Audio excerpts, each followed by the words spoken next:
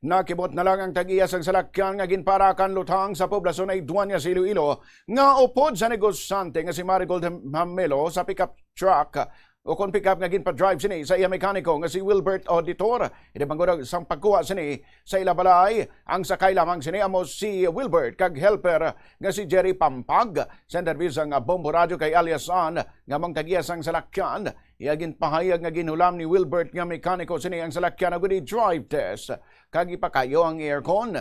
Suno pa sa iya nga nakibot na lang inisang nagpanawag si Wilbert sa iya kag ginsugid nga ginparakan lutang ang salakyan sini.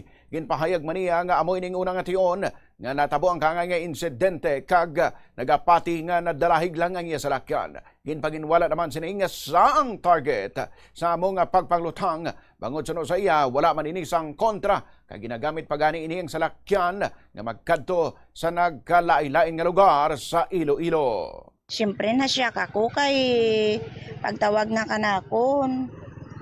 Sa kusina ko mo. Pagtawag na kanakon. Sino tawag? Si Wilbert. Wilbert, Ma'am, ambal na gintiro kami. Ambal ko sa gintiro kamo. Kung kudin kamo, nari kami di sa Dueñas. Nakibot ako kay ti bisan diin ko lang gamito niya sa rakyan, okay man. Kung diin, ay man, okay man gid. Kana lang gid niya nag-amo kadaya sa rakyan. Okay. Nagintiro siya. Ay friendly, kuya sir. Wagid kuya, adlaw kuya, bisan diin lang, Paasi, Iloilo, Pututan, Kalinog. Nabalian ang kabahin sang pahayag ni Alias Ann.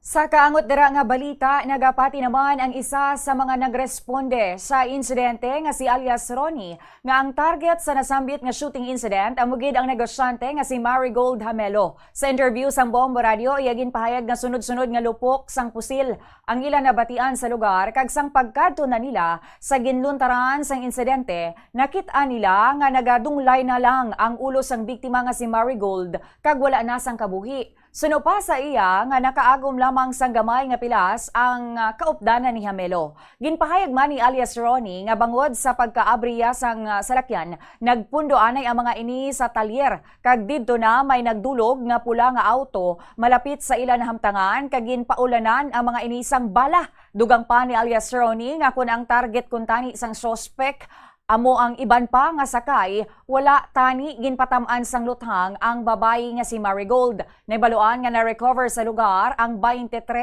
ka mga empty shells ang ginapatihan bala sang M16. Dugang pa diri na dalaman sa naigo nga pagpangtiro ang tag-iya sang talyer kung sa diin natabo ang insidente kag sa karon upod kay Wilbert kag Jerry nga padayon nga ginabulong sa ospital. Lupok na nabatian mo sir, doon nagbarak lang, nung amo malang na. Tapos rapid. Oo, gulpiada. Tapos pagbuha na mo na nakita na namo da ang babayo na nagahutlog na patay na doon dyan. Kasandig lang dyan sa puno ng dyan minggo. Isa to, ang duwa to sir, okay matupay, may pilas man tong upod na pedo, kibyas man lang to, do diram lang kag kilid. Amo malang patay na gid na walay, patay na gid eh. Sa duga no, ubos na gid wala na sir, kay pag-abot na mo, nagrubay lang, abot may mga pulis eh. Okay. Tiway na nang tandog eh. Kay ang tagiyas ng talyer na sa lapat magani na igoan di sa paa. Si ato na amo to una kinahindara tapos yung balik. Ang talyer niyo. Naigo sa paa man na sa lapat sa.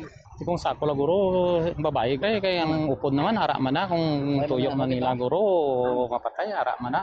Kay ti do ang subject kinandang babae guro. Pag umla na mo nakita tong ano di tong persona napatay kag tong tawo.